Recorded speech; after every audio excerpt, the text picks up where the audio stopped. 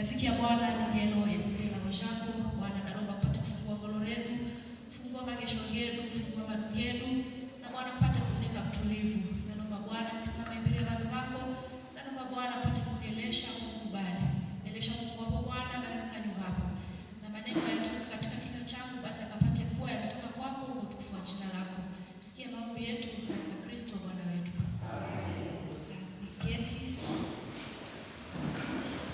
Kwa Kristo na Mungu wa Bwana Yesu Kristo mwalale pinana ati kunashukuru kwa kaya mcha na lale ndicha wani lindrie njuma yose na sena hoku niko ahaitu kushalinu endelee kufundisha na kuendelea kumbea na ngolo nikuna nimneke salamu icho nekoge na talent week beke baba besu bechike kwa mke kwapo so nikamsela idimeneko ahana kaneka na voro na lupa mpoke kwa Mungu wa Bwana chache dinge kwa ila kushedusha idime ambapo dashomelo mashomo yafuma kwa Zaburi ya 133 Zaburi ya igana mrongo na idadu alafu pia dida combine na kufuma kwa 1 Corinthians chapter 1 verse 10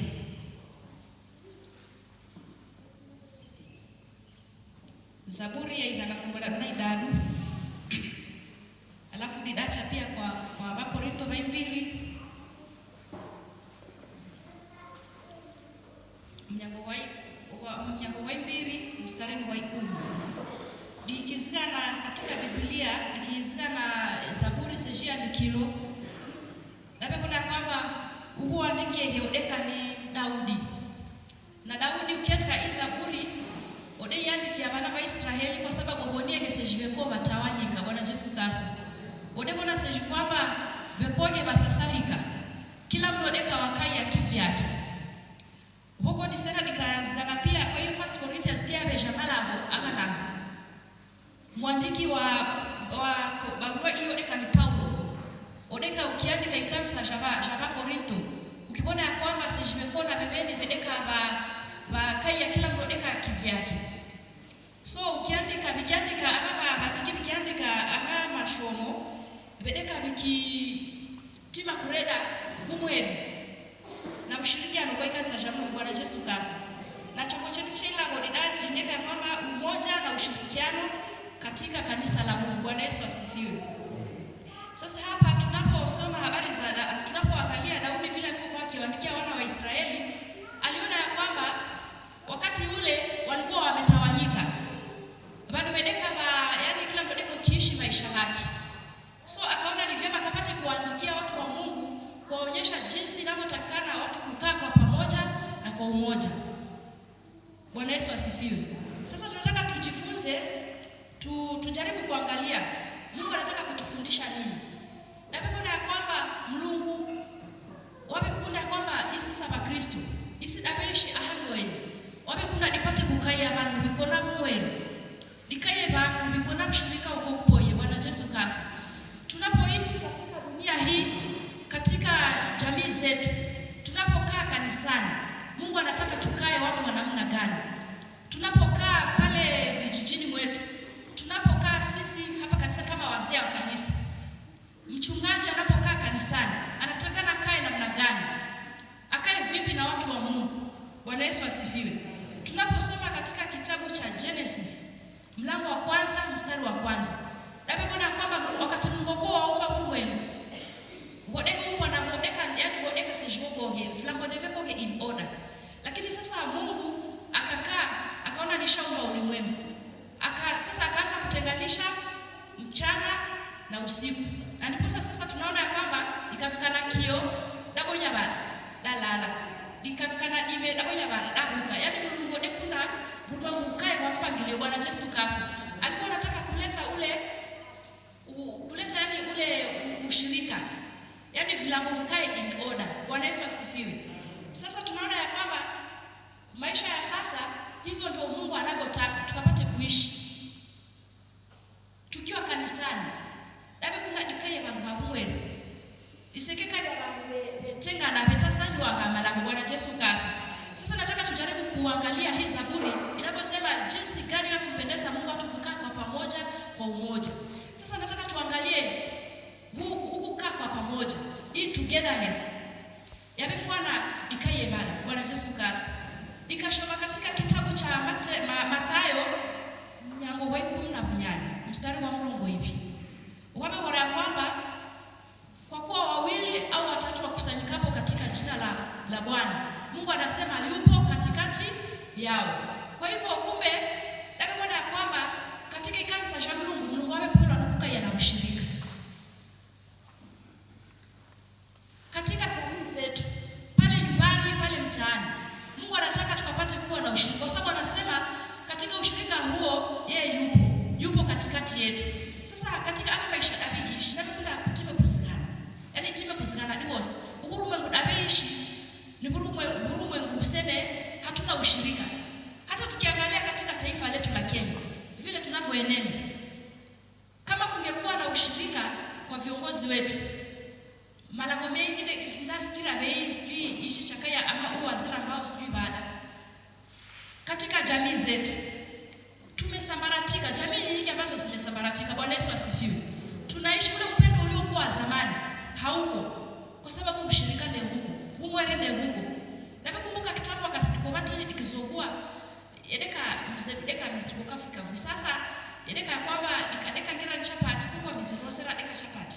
So ile chapati azungushwa. Yaki kila mtu wakisha waoja chapati ya mbao. Ni kwa sababu yedeka kiche kohi. Ukishapu mwere hodeka na usharu kundo lokohi. Lakini tunapoangalia maisha ya sasa, ule ushirika hatuna. Upendo hauko. Na tunikatima kusikana kwa mne zaidi tumepata kwamba hata baraka zenyewe hatupati. Kwa sababu ya nini? Hakuna ushirika. Nenda kila mtu anaishi maisha yake. Nikikora kwamba panoko mngoteserie kulona. Bwana Yesu Kristo. Sasa Biblia hii imeandikwa ikapata kutusaidia. Daudi aliandika hii Biblia ili ifundishe ukushaku mwene upate kubuya. Ule ushirika uliokuwa wa zamani ukapate kurudi. Bwana Yesu asifiwe. Sasa Biblia inasema kwamba kumbe tunapokaa kwa pamoja kunaleta kufaidiana. Kunaleta kufaidiana kwa namna gani? Mbele unakufaidi na unakufaidi Mungu. Bwana Yesu Kristo.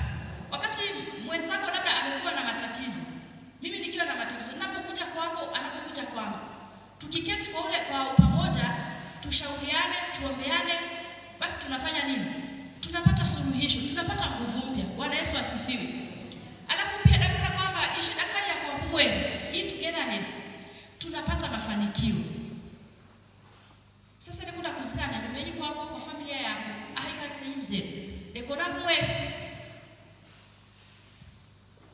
Tuangalie vitu gani ambavyo vinatusababisha tunakosa kuwa na ule umoja. Bwana Yesu, tunakosa kuwa na katika hali ya pamoja. Bwana Yesu asifiwe. Gera ni fitina iko nalo. Gera ni mala kwa kisobekana. Bwana Yesu Kristo. Kizungu cha koranga, we agree to what? To do what? To disagree. So katika jamii ili kukaa kwa pamoja ndilo ni madukubaliane kwa kashana na abefunya. Lakini kuidiria kwa kuketi na kuzungumza, mwisho tunapata nini? Tunapata suluhisho na tunapata nguvu ya kusimama. Na unapata kwamba tunapata hata na mafanikio katika jamii zetu. Tunapata kwamba hata na kanisa lenyewe linafanya nini? Linafanikiwa. Kwa sababu tuko na ule umoja. Inatakikana wakati tunapoketi, tunapokubaliana mambo, ndio yetu ikuwe ni ndio na la yetu ikuwe ni ndio. Huo unaonyesha kwamba kweli tuko kitu kimoja. Bwana Yesu Kristo.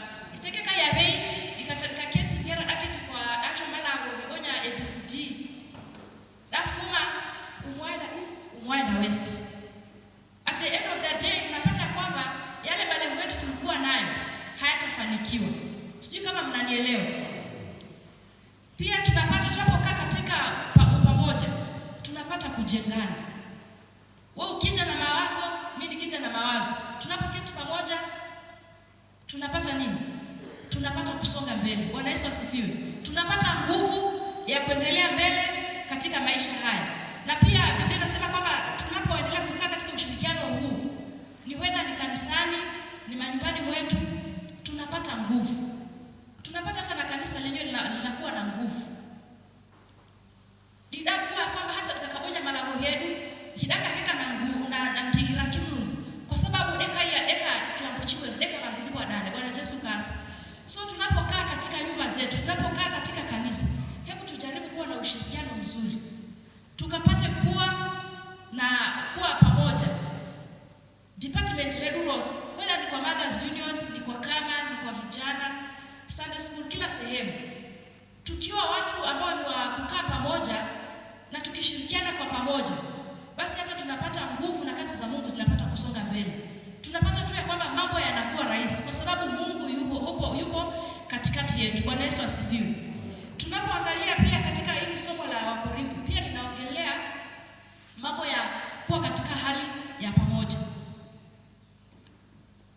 Bwana Yesu Kristo. Na kuna disikane pia katika nini? Tusome hiyo First Corinthians. First Corinthians, hiyo chapter 1 verse 10. Pia Biblia imebora kwamba tukisoma hapo tunaomba kwamba Mungu hapendi migawanyiko.